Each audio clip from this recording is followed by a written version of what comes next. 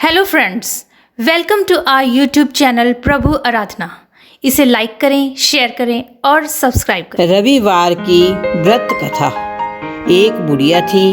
उसका नियम था प्रति रविवार को सवेरे ही स्नान आदि कर घर को गोबर से लीपकर फिर भोजन तैयार कर भगवान को भोग लगाकर स्वयं भोजन करती थी।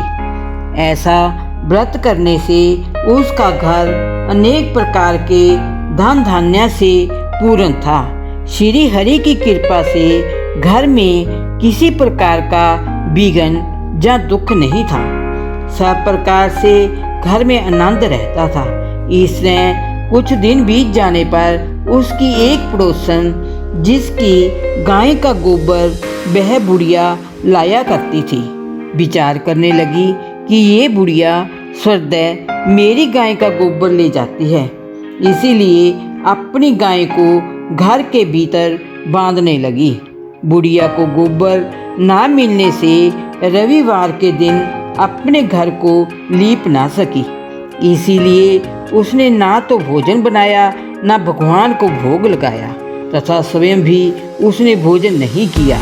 इस प्रकार उसने निराहार व्रत किया। रात्रि हो गई और वह भूखी सो गई। रात्रि में भगवान ने उसे स्वप्न दिया और भोजन ना बनाने तथा भोग ना लगाने का कारण पूछा।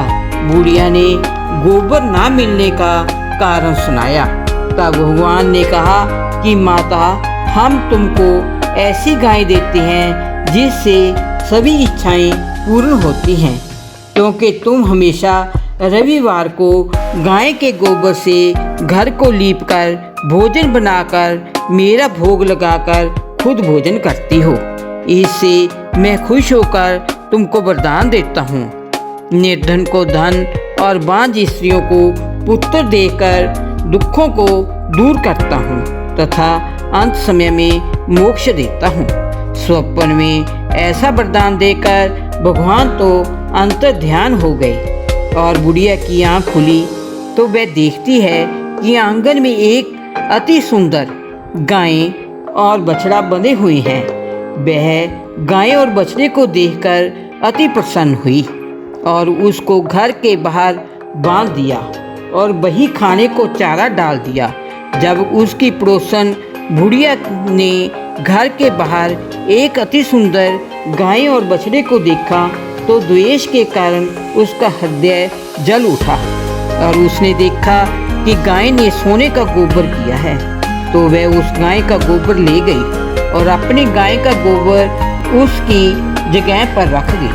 वह नित्य प्रति ऐसा ही करती रही और सीधी सादी बुढ़िया को इसकी खबर नहीं होने दी।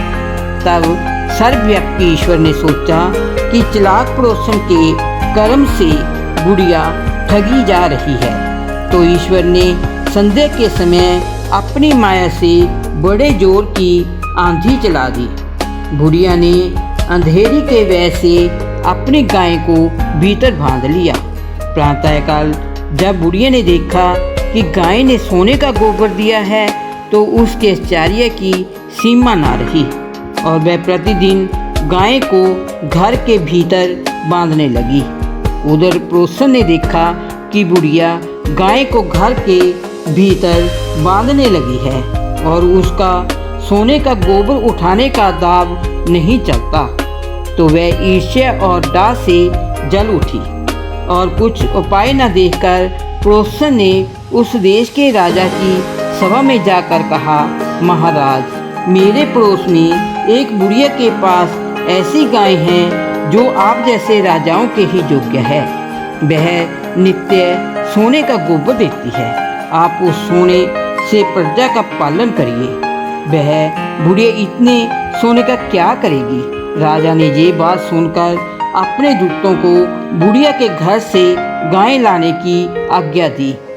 बुढ़िया प्रजा ईश्वर को भोग लगा भोजन ग्रहण करने ही जा रही थी कि राजा के कर्मचारी गाय खोल कर ले गए। बुढ़िया काफ़ी रोई चिल्लाई, परंतु कर्मचारियों के समक्ष कोई क्या कहता। उस दिन बुढ़िया गाय के वियोग में भोजन ना खा सकी और रात भर रो रो ईश्वर से गाय को पुण्य पाने के लिए प्रार्थना करती रही।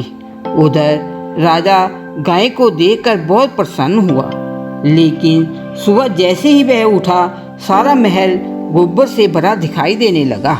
राजा ये देखकर घबरा गया। भगवान ने रात्रि में राजा को स्वप्न में कहा कि हे राजा, गाय बुढ़िया को लौटाने में ही तेरा भला है। उसके रविवार के व्रत से प्रसन्न होकर मैंने उसे गाय दी थी। प्रातः होते ही राजा ने बुढ़िया को बुलाकर बहुत से धन के साथ सम्मान सहित गाय और बछड़ा लौटाए दिया। उसके पड़ोसन दुष्ट बुढ़िया को बुलाकर उचित दंड दिया। इतना करने के बाद राजा के महल से गंदगी दूर हुई।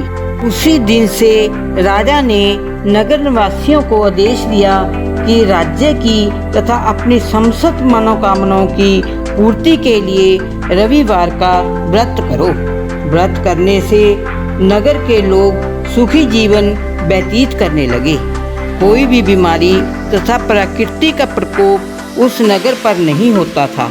सारी प्रजा सुख से रहने लगी। Thanks for watching. See you in next video. Bye bye.